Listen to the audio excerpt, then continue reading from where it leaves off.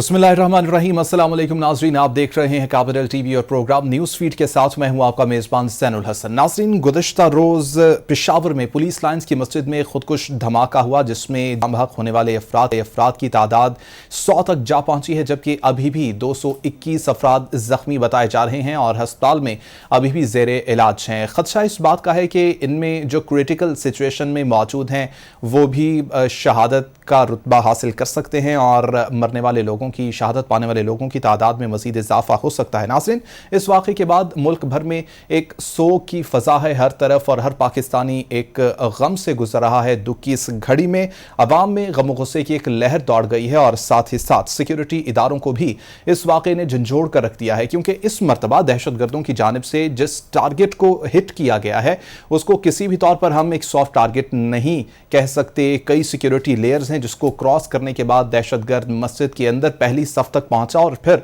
उसकी जानिब से खुद को धमाके से उड़ा दिया गया। इस सारी सूरत हाल को सामने रखते हुए अवाम की जानिब से अब एक ही बात की जा रही है कि फौरी तौर पर एक नेशनल कंसेंसस इसके ऊपर लेकर आ जाए और पॉलिटिकल कंसेंसस इसके ऊपर लेकर आ जाए। तमाम जो सियासी स्टेक होल्डर्स हैं वो इसके ऊपर बैठें, बैठ कर बात करें और उसके बाद शायद हमें एक मरतबा फिर से ऑपरेशन रद्दुल फसाद और ज़र्वे अज़्ब जैसे ग्रैंड ऑपरेशन को करने की ज़रूरत होगी। इसी के ऊपर बात करेंगे किस तरह से इस सारी सूरत हाल में मुल्क को आगे लेकर जाया जाए, इसके ऊपर बात करेंगे। इसके साथ साथ बात करेंगे मुल्क की माशी सूरत हाल के हवाले से। IMF का वफ्द पाकिस्तान में मौजूद है और IMF का वफ्द पाकिस्तान में $1 अरब की किस्त के हवाले से बातचीत करने के लिए मौजूद है। मुज़ाकरात का सिलसिला शुरू हो चुका है। ये मुज़ाकरात किस हद तक सूदमंद साबित होंगे और इन मुज़ाकरात के हवाले से पाकिस्तान को बहुत सारी उम्मीदें भी हैं और ये जो वक्त है इस वक्त में बहुत ज़्यादा पाकिस्तान को ज़रूरत भी है कि इन मुज़ाकरात को कामयाबी तक लेकर जाया जाए, क्योंकि ज़र मुबादला ज़खायर हमारे बहुत हद तक कम हो चुके हैं और अभी हमें फौरी तौर पर ज़र मुबादला ज़खायर को स्टेबल करने की ज़रूरत है। इसी के ऊपर बात करेंगे अपने पैनल के साथ। मैं आपका तारुफ नाज़रीन, इस वक्त ब्रिगेडियर रिटायर्ड अहमद सईद मिन्हाज साहब हमारे साथ मौजूद हैं, दिफाई तज्ज़ियाकार हैं।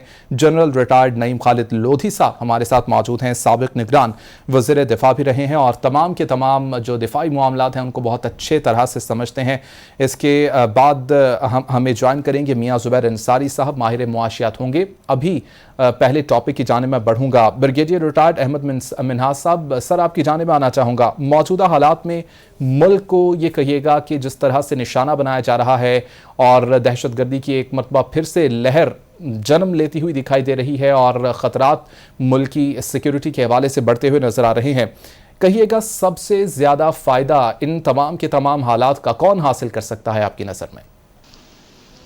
सबसे पहले तो बहुत शुक्रिया कि आपने इतने इंपॉर्टेंट टॉपिक के ऊपर अपना प्रोग्राम रखा है। इसमें कोई शक और कोई दो राय नहीं है इसके अंदर कि इस वक्त पाकिस्तान एक अजीब सी सिचुएशन, एक सिक्योरिटी की इंतहाई जो है वो मखदूश हालत की सिक्योरिटी की सिचुएशन है उसको जो है फेस कर रहा है। अब ये इससे फायदे किसके होंगे? तो सबसे पहले अगर आप ले लें तो TTP जो है, जिसने दोबारा से रिऑर्गेनाइज होना था, जिसने दोबारा से अपने कदम जमाने थे पाकिस्तान के अंदर, जो पिछली गवर्नमेंट का एक उन्होंने उसको पीस को एक मौका दिया था कि इनके साथ डायलॉग करें, तो उसके अंदर उन्होंने अपना दोबारा अपने आप को रीगेन किया, रीकूप किया और जब दोबारा उनके यहाँ पे तकरीबन 100 से जायद दहशतगर्दों को हमने रिलीज भी किया एज गुडविल जेस्चर पिछले नवंबर 2021 के अंदर, तो उसके बाद से वो लोग टाइम गेन करते रहे। तो दोबारा से अपने कदम जमाने के लिए और अपने जो असर रसूख का जो इलाका है उसमें अपने नजरिए को दोबारा से फैलाने के लिए उनकी अपनी स्ट्रेंथ शो करना जरूरी थी। तो TTP ने इस वाक़े से अपनी स्ट्रेंथ को शो किया है, ना सिर्फ अफगानिस्तान के अंदर जो तालिबानों के ऊपर प्रेशर डाल रहे थे, बल्कि डोमेस्टिक लेवल के ऊपर जो फाटा कर्सवाइल एरिया है उसके अंदर भी उन्होंने किया है। अगर इंटरनेशनल लेवल के ऊपर देखें तो तालिबान की जो गवर्नमेंट है अफगानिस्तान के अंदर, जिनके ऊपर प्रेशर बढ़ता चला जा रहा था कि TTP एक कमजोर एंटिटी के तौर पे देखी जा रही थी और उसके ऊपर पाकिस्तान की वजह से उनके ऊपर एक पॉलिटिकल और एक मिलिट्री प्रेशर भी अफगानी गवर्नमेंट की तरफ से था, शायद वो इससे कुछ अब कमजोर हो जाए। तो TTP ने इन दो तरीकों से गेन किया है। अगर आप इंटरनेशनल लेवल के ऊपर देखें तो अमेरिकन जो शायद यहाँ पर दोबारा से पाकिस्तान को एक पॉलिटिकली और मिलिटरीली एक प्रेशराइज कर रहे थे कि तालिबान की गवर्नमेंट को अफगानिस्तान में कंट्रोल करने के लिए ये उनके पॉलिसीज हैं उनके ऊपर एक चेक रखने के लिए पाकिस्तान की सपोर्ट की जरूरत थी। तो उसको पाकिस्तान को इतना कमजोर कर दिया जाए पहले माशी तौर पे और नाउ सब्सटेंशिएटेड बाय आपके जो दहशतगर्दी का एलिमेंट है इसमें टीटीपी ने इसको पहले कबूल किया और बाद में उन्होंने थोड़ा सा किनारा भी इख्तियार किया है। तो एक किस्म का एक माहौल क्रिएट किया अमेरिकन ने या उनके अलाइड दूसरी जो कुव्वतें हैं कि अमेरिकन की सपोर्ट की हमेशा जरूरत पड़ेगी ताकि टीटीपी दोबारा पाकिस्तान के अंदर या अफगानिस्तान में जो कदम जमाने जा रही है तो इसमें यूएस की सपोर्ट जो है वो एक नेचुरल रिक्वायरमेंट होगी। तो डोमेस्टिक लेवल के ऊपर एक उनको पॉजिटिव ऑडियंस मिलेगी। तीसरे लेवल के ऊपर इंडियंस ने इसके ऊपर काफी गेन किया है कि इंडियंस ने जो एक टीटीपी को और बरामदार बुगटी के जरिए जो बलूचिस्तान के अंदर वो हालात को बिगाड़ रहे थे, तो इनकी एक कार्रवाई से टीटीपी के बरामदार बुगटी और दूसरे लोग जो इनके जो एलिमेंट्स हैं बलूचिस्तान के अंदर उनको भी एक शय मिली होगी। तो इस तरह से जो पाकिस्तान को वो मिलिटरीली वीक कर रहे हैं अपने वेस्टर्न बॉर्डर्स के साथ साथ, और जो हमने फेंस लगाई थी उसके ऊपर जो अफगान गवर्नमेंट और तालिबान और टीटीपी के एलिमेंट्स मिलकर जो उसको काट रहे थे उसके वाकयात में शिद्दत आने का जो है एक चांस अभी बढ़ गया। लेकिन at the same time Pakistan की पॉलिटिकल गवर्नमेंट ने और अस्करी क़यादत ने इसका अभी सख्ती से एक नोटिस लिया और आज नोटिस लिया है और इसको सख्ती से निपटा भी जाना चाहिए। जनरल रिटायर्ड नईम खालिद लोधी साहब, आपकी जानिब आना चाहूंगा। सर, स्टैटिस्टिक्स अगर निकाल कर देखें पिछले 2 से 3 साल में, तो जितने भी वाकयात ख़ास तौर पर केपीके के अंदर हुए या बलूचिस्तान के अंदर हुए या अफगानिस्तान के बॉर्डर के साथ हुए, तो 76% वाकयात ऐसे हैं कि जिनकी जिम्मेदारी टीटीपी की जानिब से कबूल की गई। और हमारी जो पॉलिसी रही है, इमरान खान साहब को अगर देखा जाए तो उनकी जानिब से कई मरतबा ये बयानात भी दिए गए कि हमें इनको कौमी धारे में शामिल करना चाहिए। क्या आप समझते हैं कि इसी पॉलिसी को फॉलो करते हुए हमने गलती की और उसी गलती का हम खुमियाजा आज भुगत रहे हैं? शुक्रिया। पहले तो हमारी दुआ है कि जो जख्मी है अल्लाह ताला उनको सेहत अता फरमाए, जो लोग शहादत पा गए अल्लाह ताला उनके दर्जात बुलंद करे। और बहुत ही ऊंदनाक वाक़या है, सिर्फ अफसोसनाक ही नहीं, पूरी कौम जो है ना सदमे का शिकार है। और मेरा ख्याल है कि इसकी पूरी इंक्वायरी होनी चाहिए और जो लोग जिम्मेदार पाए जाएं किसी कोताही के। हमारे यहाँ रिवाज ये है कि ये कभी नहीं देखा जाता इतने बड़े बड़े सानियात में भी कि भाई किसकी ये जिम्मेदारी बनती थी और किसने कोताही की, ये भी बहुत जरूरी है। अब आपने जो पहला सवाल किया था उसका बड़ा अच्छा जवाब दे दिया है बड़े मिनाज साहब ने। सिर्फ मैं चीज जनरली आपको ये बताऊंगा कि जो वो ममालिक जो ये चाहते हैं कि अफगानिस्तान और पाकिस्तान के ताल्लुकात ठीक ना हो, जो सीपैक नहीं चाहते, जो ग्वादर की डेवलपमेंट नहीं चाहते, जो चीन को इन्वेस्टमेंट नहीं करता देखना चाहते अफगानिस्तान में, ये सब वो लोग हैं जो इसके पीछे हैं। सामने तो हमें पता है कि टीटीपी है। जो आप बात कर रहे हैं कि पिछली पॉलिसी, देखें बात यह है कि इसमें तो कोई शक नहीं है कि अब तो हमें हुज्जत पूरी हो गई। अब तो हमें पता है कि हमने इनको लड़ना है और इनके साथ आखिरी दम तक इनको खत्म करना है और ये खत्म होंगे इंशाल्लाह। हमें इसके साथ साथ बहुत दबाव डालना चाहिए अफगान हुकूमत पर भी। देखिए सबसे ज्यादा हमें जो इफेक्ट करता है वो अफगानिस्तान है। हमारे मामलात को जो सिक्योरिटी के मामलात हैं उससे फिर जुड़े हुए साफ ज़ाहिर है कि इकॉनमी के मामलात भी हैं। तो कौन गया है वहां पर? कोई आपके सदर गए हैं या वजीर आजम गए हैं या इवन वजीर खारजा गए हैं? कोई भी नहीं गया। तो इधर उधर फिर रहे हैं, उधर उसकी तरफ कोई तो जो नहीं है कि कैसे होना चाहिए कैसे नहीं। उनके ऊपर हमें पॉलिटिकल और डिप्लोमेटिक इवन इकोनॉमिक दबाव हम डाल सकते हैं क्योंकि उनका आना जाना काफी है। और वो कह सकते हैं कि इनफ इज इनफ, आप लोग जो है ना अभी ध्यान करें और अपने स्पेशल इस्तेमाल ना होने दें। इन लोगों के साथ हम लड़ें और पॉलिसीज बदलती रहती हैं वक्त के साथ साथ। अल्टीमेटली कभी आपको बात करनी भी पड़ती है, नहीं भी करनी पड़ती। फिलहाल कोई बात करने का टाइम नहीं है, ना बात करने की बात भी नहीं करनी चाहिए और इनके साथ सिर्फ उसी तरीके से निपटना चाहिए जैसे कि जो जुबान ये समझते हैं। लेकिन एक बात मैं आपको बता दूं भाई कि जिसका जो काम है वो करेगा। पहले भी देखें फौज ने जो है ना अपनी लड़ाई लड़के इलाके को साफ कर दिया था। उसके बाद एक पॉलिटिकल ओनरशिप की जरूरत थी, उसके बाद वहां पर डेवलपमेंट की जरूरत थी, उसके बाद वहां पर पॉलिटिकल पार्टीज को जाना चाहिए था और वहां पर अपना असर रसूख बढ़ाना चाहिए था।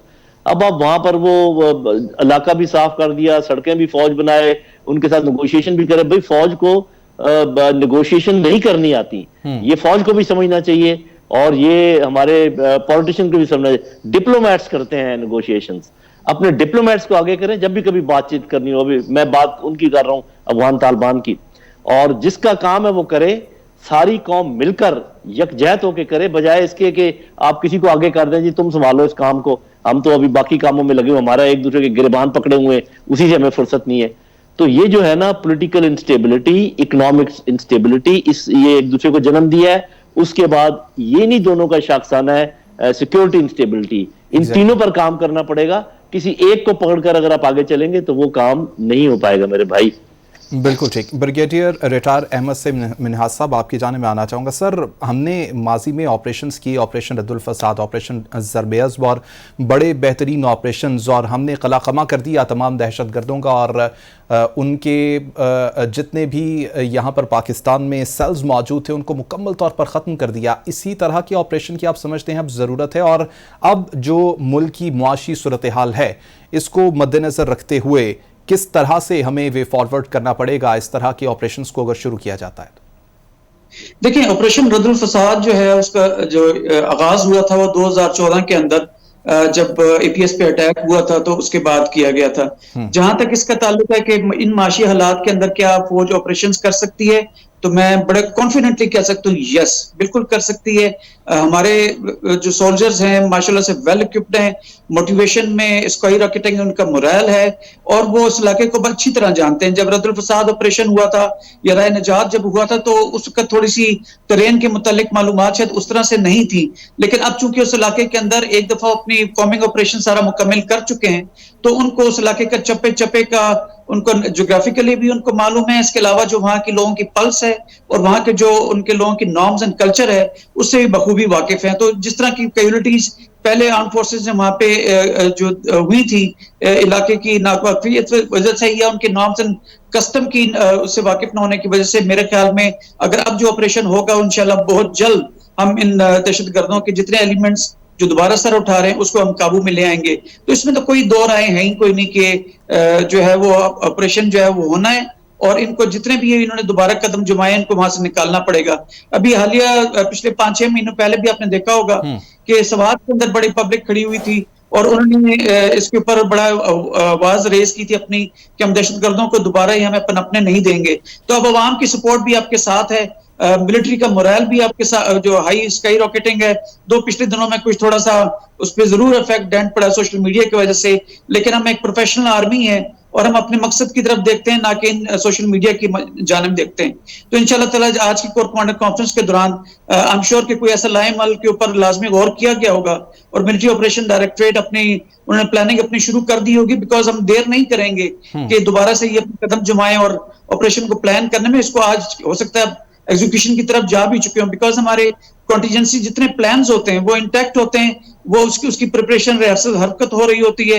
जैसे गो हेड मिलेगा पॉलिटिकल गवर्नमेंट की जानिब से तो इंशाल्लाह ताला फौज इन माशी हालात के बावजूद उसी तरह डिलीवर करेगी जैसे कि अब से पिछले 20 सालों के अंदर करती चली आई है। तो इंशाल्लाह ताला इस वक्त जो फर्क होगा वो ये होगा कि स्विफ्ट ऑपरेशन होगा और इसकी जो सक्सेस रेट और सक्सेस की जो रफ्तार है वो इंतहाई बर्क होगी, तेज होगी, और इंशाल्लाह हम कौम को दोबारा ये फौज जो है मायूस नहीं करेगी इंशाल्लाह ताला। बिल्कुल ठीक। जनरल रिटायर्ड नईम खालिद लोधी साहब, आपकी जानिब आना चाहूँगा। साबिक निगरान वज़ीर दिफा भी आप रहे हैं, पॉलिटिकल जो मामलात हैं पाकिस्तान के उनको बड़े अच्छे तरीके से, बड़े बेहतर तरीके से आप समझते हैं। इस अब की जो सारी सूरत हाल है इसके अंदर जो एक चीज़ तमाम पाकिस्तानी महसूस कर रहे हैं वो ये है कि तमाम सियासतदान एक दूसरे के दस्तों गिरबां होते नजर आ रहे हैं। नेशनल पॉलिटिकल कंसेंसस डेवलप करना इस मौके पर बड़ा ज़रूरी है। किस तरह से डेवलप किया जाए? क्या आप सियासतदानों को मशवरा देंगे कि आप मिल बैठकर बात करें, खास तौर पर दहशतगर्दी जैसे एक नासूर के ऊपर एक प्लानिंग के साथ आगे बढ़ा जाए? जी, मेरा ख्याल है कि दहशतगर्दी के ऊपर तो अगर एक राउंड टेबल की जाए तो वो बहुत अच्छा है और फौरी तौर पे करनी भी चाहिए, और उसमें मेरा ख्याल ज्यादा दिक्कत भी पेश नहीं आएगी। जो दिक्कत पेश आएगी वो दूसरे मामलात हैं। जब एक साइड जो है वो कह रही है कि हमें इंतखाबात चाहिए, दूसरी साइड कह रही है कि अभी इंतखाबात का कोई इम्कान नहीं है, तो बस उसमें किसी को चाहिए कि ये इनको बिठा के इस बात के ऊपर कंसेंसस करवाएं कि कोई दरमियानी रास्ता निकाल लें। क्योंकि साफ ज़ाहिर है कि जब 70% आबादी वाले 2 सूबों की असेंबलियां तहलील हो चुकी हों, 124 जो है नेशनल असेंबली के मेंबर्स इस्तीफे दे चुके हों, फिर भी अगर कोई मुसर हो कि नहीं जी हम 33 जगह पर ही इलेक्शन करवाएंगे और बाकी नहीं करवाएंगे, तो ये एक मामला है। बहरहाल ये नहीं मैं कहता कि दुरुस्त ये हैं या वो हैं, लेकिन यह है कि किसी को इसके अंदर जो है ना ये करना पड़ेगा, क्योंकि अगर ऐसे मामला रहा तो फिर इकॉनमी का सुधरना भी बहुत मुश्किल होगा और ये जंग भी सख्त हो जाएगी फौज के लिए। तो मेरा ख्याल है इसमें तो बहुत जरूरी। बाकी मैं इस चीज से एग्री करता हूँ जैसे ब्रिगेडियर साहब कह रहे हैं कि इस दफा इंशाल्लाह, एक तो आपने देखा होगा आज जो बयानिया आया है कोर कमांडर कॉन्फ्रेंस की तरफ से वो दोबारा आजम शो किया है आर्मी चीफ ने कि हम किसी सूरत में जो है ना इनको इनके ठिकानों तक जाएंगे और इनको हम नहीं पनपने देंगे, और इंशाल्लाह ऐसे ही होगा। और वो तो, और मेरा अपना अंदाजा ये है कि ये पिछली दफा से कम सख्त जंग होगी। एक तो वो कुछ फैक्टर्स बता दिए ब्रिटिश साहब ने, और कुछ इसलिए भी कि वो इतने तगड़े नहीं है, जैसा कि खैर ये सानिया तो बहुत बड़ा है, लेकिन इसकी वजह यह है कि वो छत भी चूंकि गिर गई और वो डबल ट्रिपल नुकसान हो गया, तो वो अल्लाह ताला आइंदा इससे बचाए। लेकिन मेरा अपना ख्याल ये कि इस पर तो कहीं ना कहीं आप ये नहीं समझते कि जिस तरह से वहां पर दहशतगर्द पहुंचा, 3 से 4 सिक्योरिटी लेयर्स को क्रॉस करते हुए पहली सफ में मस्जिद में जाकर खड़ा हुआ और नमाज के दौरान खुद को उड़ाया, कहीं ना कहीं सिक्योरिटी इंतजामात में कोई ना कोई कमी रही? जी, इसमें तो कोई शक नहीं है। वो तो मैंने शुरू ही आपको पता ओपनिंग में ही कहा था कि ये बहुत जरूरी है कि हम ये जो एक किस्म का सर्फ नजरी कर जाते हैं कि जी कोई नहीं, खैर है, होता रहता है, ऐसे नहीं है। जब कोई गलती करे तो उसको उसकी सजा मिलनी चाहिए, जब कोई अच्छा काम करे तो उसको उसकी जजा मिलनी चाहिए। तो ये तो मैं इस बात, और लाजमी कोई ना कोई तो गड़बड़ हुई है, ऐसे तो नहीं हो सकता कि एवरीथिंग वाज गुड और फिर भी ये हो गया। ये अलग बात है कि जो फॉइल होते हैं, जो नहीं कामयाब होते सिक्योरिटी फोर्सेस के या इंटेलिजेंस की वजह से, उनका ज्यादा ढोल नहीं पीटा जाता, वो ज्यादा आते नहीं है मीडिया के ऊपर। 9 से 10 में से 8-9 जो है ना वो कामयाब नहीं होते, एक आध कामयाब हो जाता है। लेकिन फिर भी इसमें वो करने की जरूरत तो है। लेकिन बुनियादी तौर पे ये कि एक तो अंदरूनी यकजहती पैदा की जाए, और दूसरी बात यह कि इनके पीछे जो पुष्टपना है उनका जरूर पता लगाया जाए। उनके साथ फिर जैसे भी आपने निपटना है, चाहे डिप्लोमेटिकली या इंटरनेशनल पॉलिटिक्स के हिसाब से या फिजिकली, वो भी आपको कुछ ना कुछ करना पड़ेगा, क्योंकि जब तक आप इन लोगों को जवाब नहीं देंगे उस तक ये आपके ऊपर इसी तरीके से सवारी करते रहेंगे। तो आपको हर जहत पे जवाब देना है और हर शोबे में जवाब देना है, जिसमें पॉलिटिक्स भी है, जिसमें डिप्लोमेसी भी है, जिसमें सोशल इकोनॉमिक मसाइल भी हैं, और जिसमें मिलिट्री भी है। ऐसा ना हो कि आप सिर्फ फौज को कहें कि जी ये काम आप कीजिए, तो फिर वो ये है कि वो काम फिर मुकम्मल नहीं हो पाता, क्योंकि इसका पूरा एक साइकिल है जिसमें सबको हिस्सा लेना पड़ता है। जी बिल्कुल ठीक, मल्टीपल ऑप्शंस इस्तेमाल करना पड़ेंगे। दहशतगर्दी की इस लहर को एक मरतबा फिर जो सर उठा रही है, इससे निपटने के लिए ब्रिगेडियर रिटायर्ड अहमद मिनहाज साहब हमारे साथ मौजूद थे, और जनरल रिटायर्ड नईम खालिद लोधी साहब हमारे साथ मौजूद थे। नाज़रीन, अभी एक ब्रेक लेंगे, ब्रेक के बाद जब वापस आएंगे तो मुल्क की मुआशी सूरत हाल के ऊपर गुफ्तगू करेंगे। Stay with us.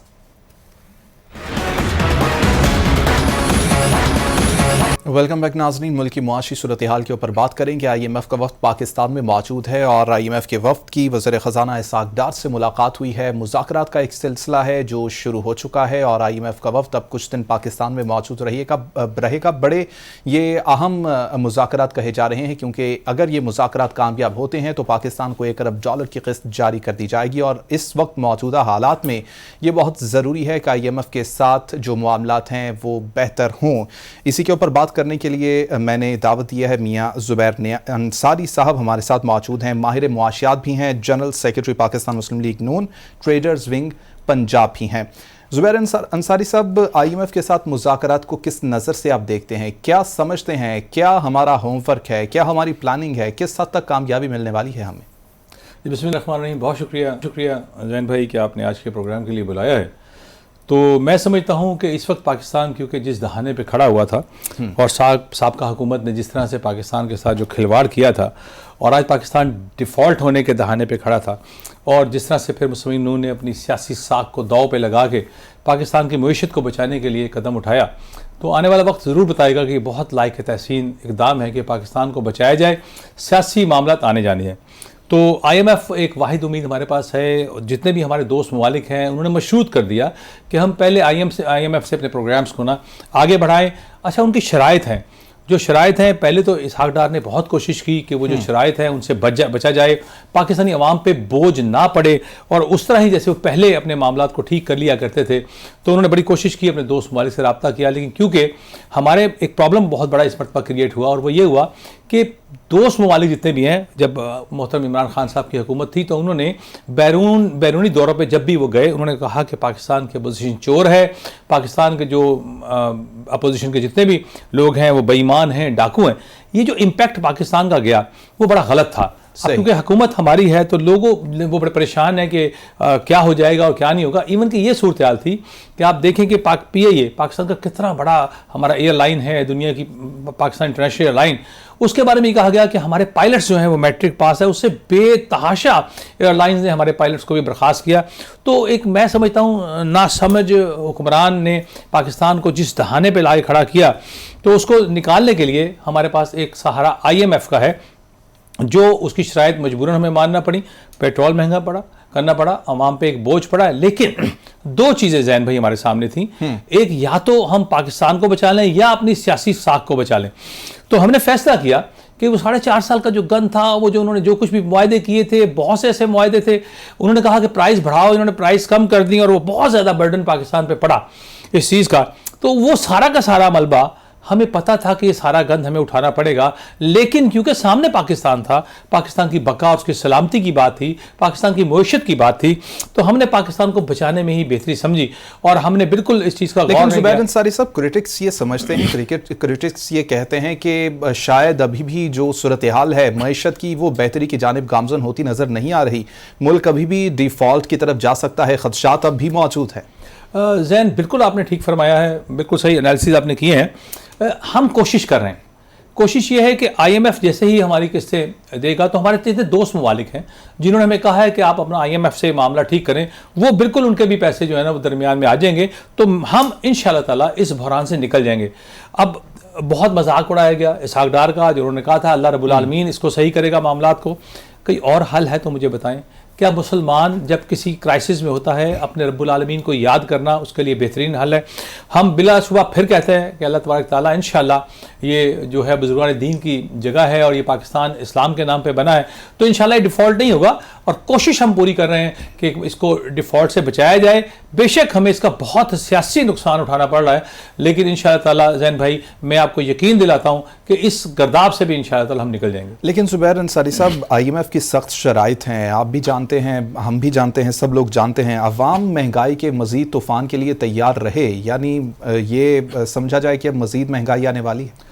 आप किसी हद तक आप ठीक फरमा रहे हैं, हमारे पास चारा कोई नहीं, ऑप्शन कोई नहीं है। जिस दहाने पे ला के, जैसे कहते हैं पीछे खाई है और आगे आग है, इस तरह की सिचुएशन में पाकिस्तान को लाके खड़ा किया गया है। आप तमाम दोस्त ममालिक, आपको पता है कि IMF एक बहुत बड़ा इदारा है और उन्होंने कहा कि भाई हम अपने जो पैसे आपको देते हैं लोगों से टैक्स लेके देते हैं। बिलाशुबा बहुत पहले टैक्सेस का बोझ है गरीब आवाम पे। मोहतरम मियां नवाज शरीफ बहुत रंजीदा है इस बात पे कि बहुत ज़्यादा जो है वो टैक्सेस लगाए जा रहे हैं, बहुत ज़्यादा पेट्रोल महंगा किया जा रहा है, लेकिन इसके सिवा कोई चारा नहीं था। मैंने पहले भी आपको बताया, या हम पाकिस्तान को बचाएं या सियासी साख को बचाएं।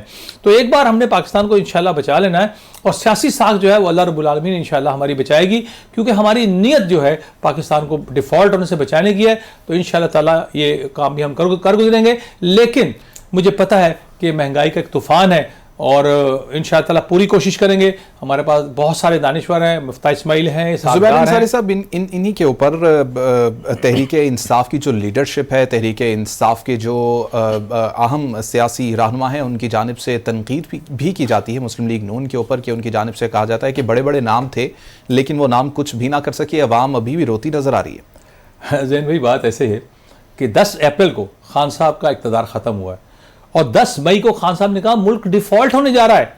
एक महीने बाद खान साहब ने ऑन द रिकॉर्ड, ये बात है कि खान साहब ने विद इन अ मंथ ये स्टेटमेंट जारी किया कि पाकिस्तान डिफ़ॉल्ट करने जा रहा है। अब आप सोचें, उन्हें पता था कि हम किस नहज पे पाकिस्तान को छोड़ के जा रहे हैं। अब अगर वो मुवाजना करना चाहते हैं तो हमारी हुकूमत से अपनी हुकूमत का करें।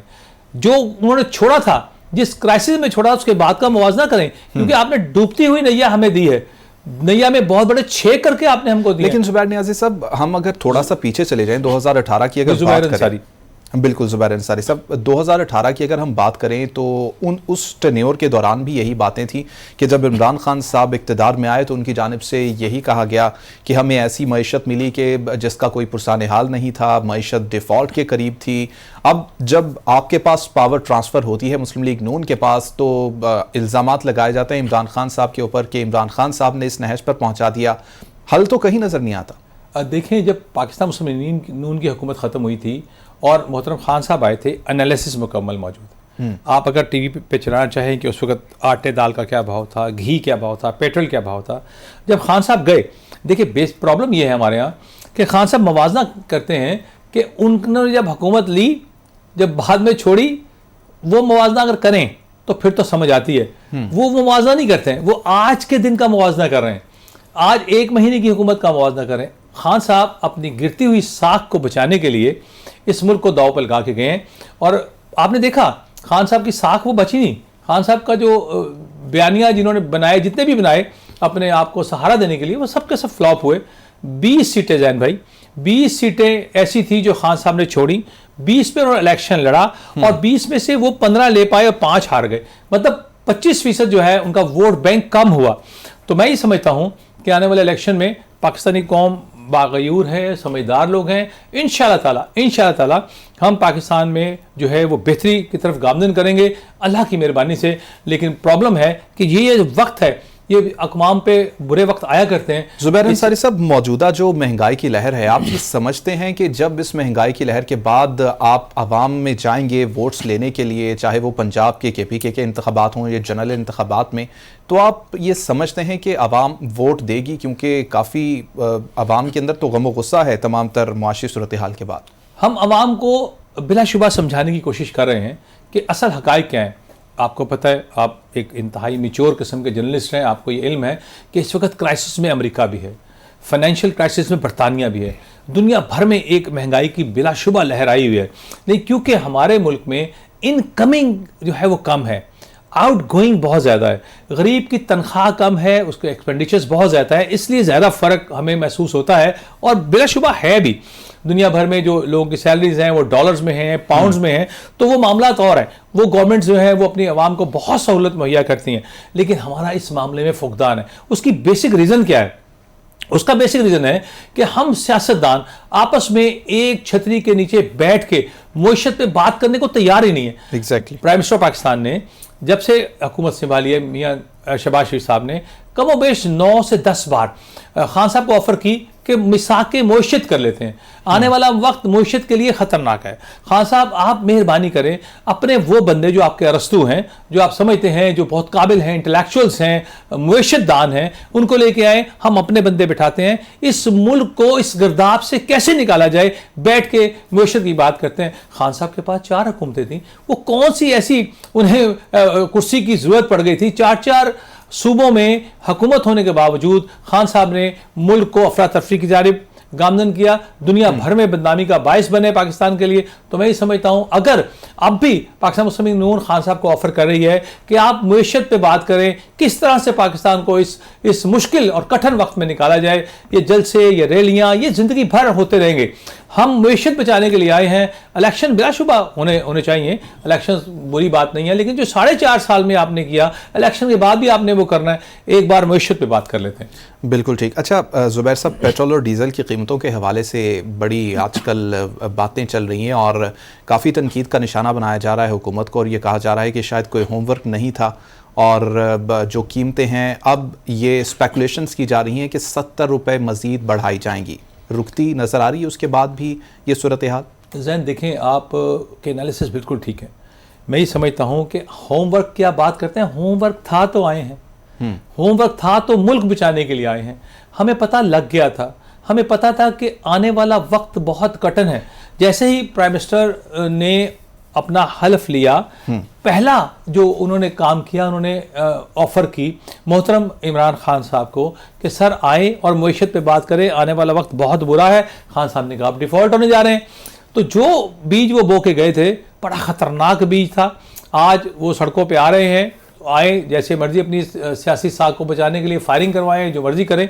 लेकिन मैं समझता हूँ पाकिस्तानी कौम बाशऊर है, मीडिया हमारा आज़ाद है, मीडिया मुकम्मल तौर पे अवाम को अवेयरनेस दे रहा है और आने वाला वक्त इंशाल्लाह। ज़ुबैर अंसारी साहब, बिल्कुल आपने बजा फरमाया कि जिस तरह से मुश्किल हालात पैदा हो चुके हैं और जिस तरह से मुश्किल हालात थे, जो हुकूमत है मुस्लिम लीग नून, उनकी जानिब से कोशिश ज़रूर की गई, लेकिन उस तरह के हमें नताइज नज़र नहीं आए।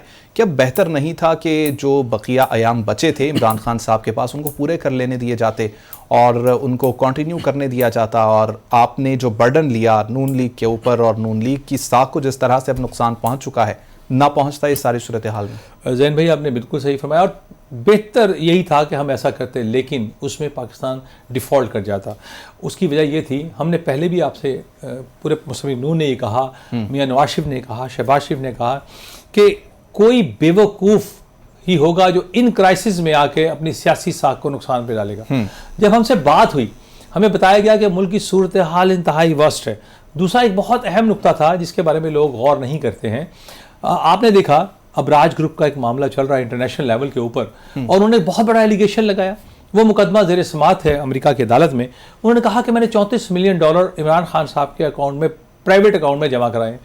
वो बिल गेट्स के पैसे थे जो आपको कोरोना के फंड में दिए गए थे। बिल गेट्स एक दिन के लिए पाकिस्तान तशरीफ लेके आए, उन्होंने उस अपने पैसों का तकाजा किया जो यहाँ से खान साहब ने उन्हें झंडी दिखा दी, इनकार कर दिया। दुनिया भर ने ये बात कही कि जनाब अगर as a prime minister Pakistan guilty होता है तो आप पे सैंक्शंस भी लग सकती हैं। हमें ये कहा गया कि अगर आप पर अददी ताकत है तो पाकिस्तान में पहली बार ये काम हुआ कि हमने अदम एतमाद, नो कॉन्फिडेंस मूव किया, और अल्हम्दुलिल्लाह हम कामयाब हुए। वो सिर्फ इसलिए किया, एक तो पाकिस्तान की साख को बचाने के लिए, दूसरा पाकिस्तान को सैंक्शन से बचाने के लिए, और तीसरा लेकिन सर उसका बर्डन अवाम के ऊपर ही है। टाइम बहुत कम है, मिनी बजट की बातें की जा रही हैं। मिनी बजट अवाम के लिए कोई अच्छी खबर लेकर आएगा? मिनी बजट के लिए सोच रही है हुकूमत इस वक्त? नहीं, ये मिनी बजट ही तो है ये, और क्या है? अगर आप एनालिसिस करते हैं तो ये जो प्राइस जो बढ़ जाती हैं, ये मिनी बजट ही होता है। ये मजबूरी है। देखिए, कोई भी सियासी जमात ये नहीं चाहती कि उसके ऊपर ये महंगाई का वो तिलक लग जाए और ये लग जाए कि जनाब इसने आवाम का जीना दूभर कर दिया है। लेकिन जो लोग साहिब अक्ल हैं, जो लोग पाकिस्तान के खैर ख्वाह हैं, उन्हें पता है कि पाकिस्तान की सब पोजीशन क्या है। तो इंशाअल्लाह ताला इस मुश्किल वक्त में भी अल्लाह के हुक्म से हम इसको मुश्किल फैसले पाकिस्तान को मुश्किल से निकालने के लिए बहुत शुक्रिया मियां ज़ुबैर अंसारी साहब हमारे साथ मौजूद थे। नाज़रीन, प्रोग्राम आपने देखा, फीडबैक ज़रूर दीजिएगा। अल्लाह निगहबान।